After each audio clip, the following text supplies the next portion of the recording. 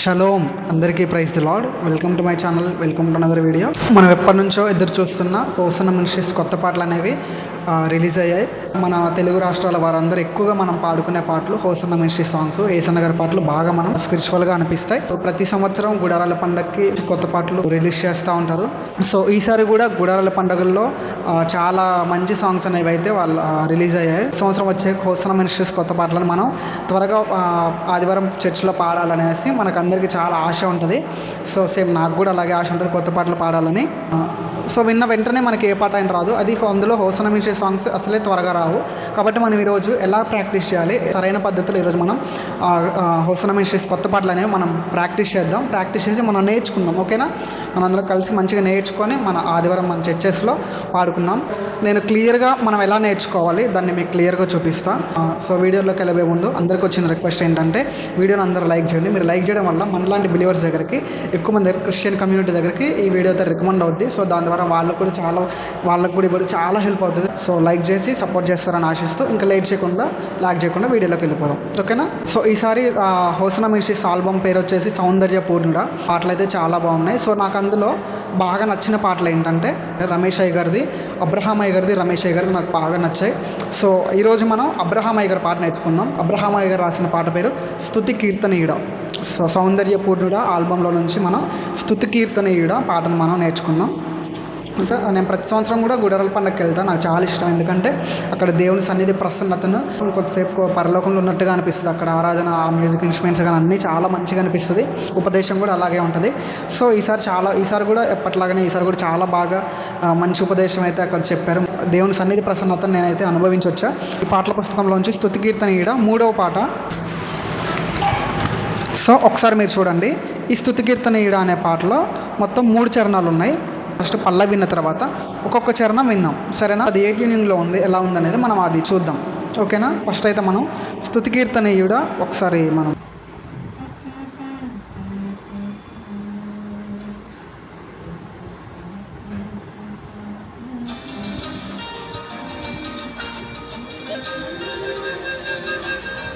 పనిచేయడం.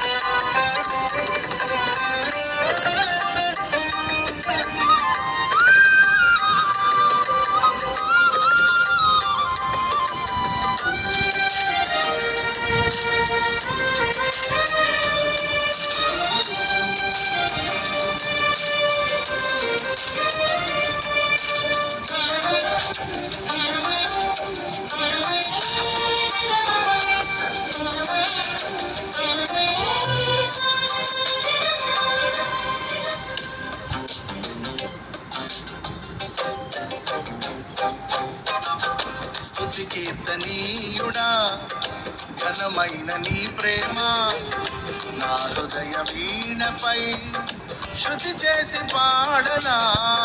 స్తుతి కీర్తనీయుడా ఘనమైన నీ ప్రేమ నా హృదయ వీణపై శృతి చేసి పాడనా. నా యేసు రాజా అనురాగ బంధమా నాను విడువలేని ఆత్మానుబంధమా. నా యేసు రాజా అనురాగ బంధమా నన్ను విడువలేని ఆత్మానుబంధమా.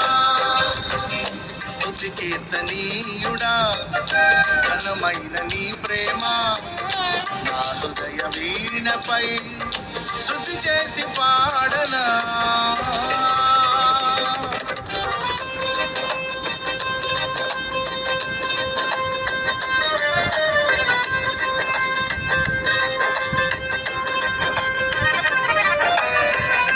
నా ప్రియ నేస్తమా నా ప్రాణబంధమా నీ ప్రేమ కౌగిలిలో నన్నాదరించుమా.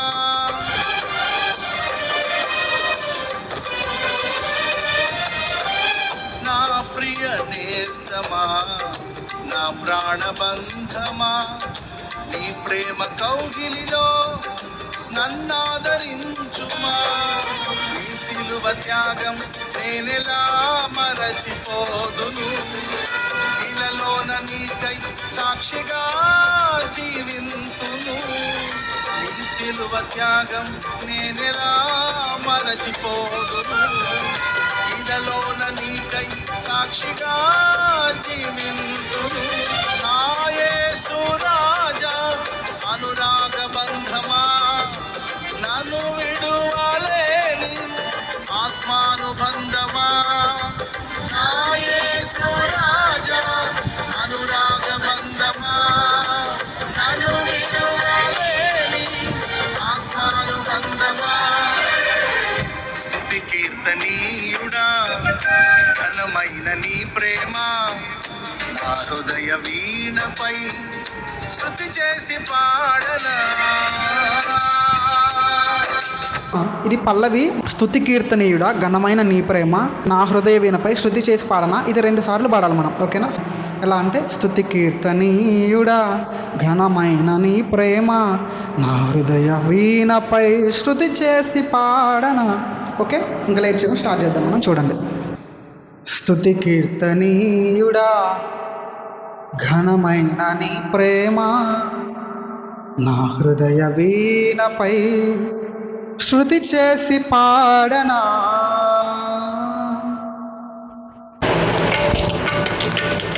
స్తుతి కీర్తనీయుడా ఘనమైన నీ ప్రేమ నా హృదయ వీణపై శృతి చేసి పాడనా. స్తుతి కీర్తనీయుడా ఘనమైన నీ ప్రేమ నా హృదయ వీణపై శృతి చేసి పాడనా. నా యేసు రాజా అనురాగ బంధమా, నన్ను విడువలేని ఆత్మానుబంధమా. నా యేసు రాజా అనురాగ బంధమా, నన్ను విడువలేని ఆత్మానుబంధమా. స్తుతి కీర్తనీయుడా ఘనమైన నీ ప్రేమ నా హృదయ వీణపై శృతి చేసి పాడనా.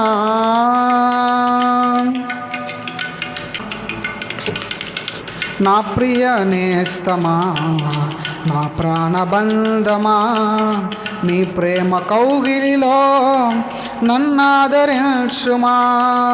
నా ప్రియ నేస్తమా నా ప్రాణబంధమా, నీ ప్రేమ కౌగిలిలో నన్నాదరించుమా.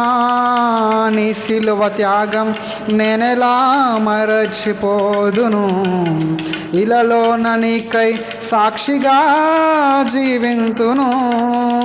నీ సిలువ త్యాగం నేనెలా మరచిపోదును. ఇలలోన నీకై సాక్షిగా జీవింతును. నా యేసు రాజా అనురాగ బంధమా, నన్ను విడువలేని ఆత్మానుబంధమా. నా యేసు రాజా అనురాగ బంధమా, నన్ను విడువలేని ఆత్మానుబంధమా. స్తుతి కీర్తనీయుడా ఘనమైన నీ ప్రేమ నా హృదయ వీణపై శృతి చేసి పాడనా. నా నీతి సూర్యుడా తేజో ప్రకాశమా, నీ వెలుగు జాడలలో నిన్ను వెంబడించగా. నా నీతి సూర్యుడా తేజో ప్రకాశమా, నీ వెలుగు జాడలలో నేను వెంబడించగా. నీ జీవవాక్యం నింపెనే నాలో ధైర్యము, ప్రాణాత్మ దేహం సర్వదా నీకే అంకితం. నీ జీవవాక్యం నింపెనే నాలో ధైర్యము, ప్రాణాత్మ దేహం సర్వదా నీకే అంకితం. నా యేసు రాజా అనురాగ బంధమా, నన్ను విడువలేని ఆత్మానుబంధమా నా యేసు రాజా అనురాగ బంధమా నన్ను విడువలేని ఆత్మానుబంధమా స్తుతి కీర్తనీయుడా ఘనమైన నీ ప్రేమ నా హృదయ వీణపై శృతి చేసి పాడనా.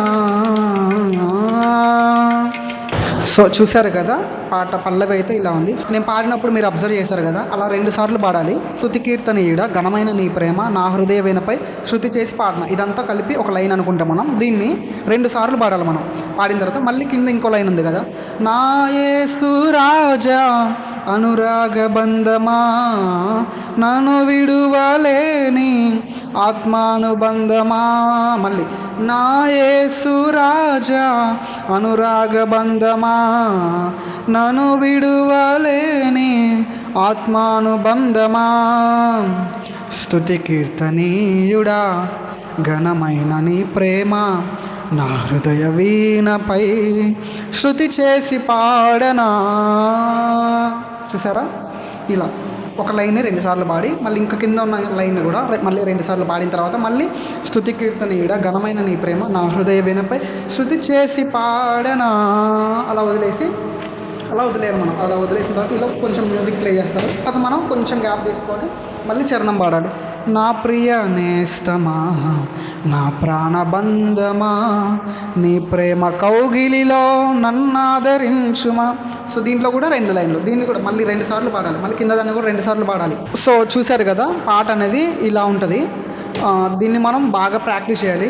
సో నాకు పర్సనల్గా వచ్చేసి అబ్రహమయ్య గారి పాట చాలా బాగా నచ్చింది. బాగా గుడార పండుగలో ఫస్ట్ రోజు వెళ్ళాను నేను. ఫస్ట్ రోజు వెళ్ళినప్పుడు ఆ రోజు నైట్ ఈ పాటే పాడారు.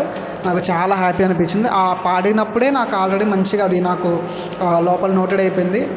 చిన్నప్పటి నుంచి చర్చిలో బాగా పాటలు కానీ వాయిద్యాలు కానీ వాయిస్తూ ఇవన్నీ ఉన్న వాళ్ళం కనుక దేవుడు మనకు ఆ కృప ఇచ్చాడు కాబట్టి నాకు ఈజీగా నేను ఒక పాటని ఎంత కొత్త పాట ఇచ్చారు అది 1-2 సార్లకి పట్టేస్తుంది దాన్ని.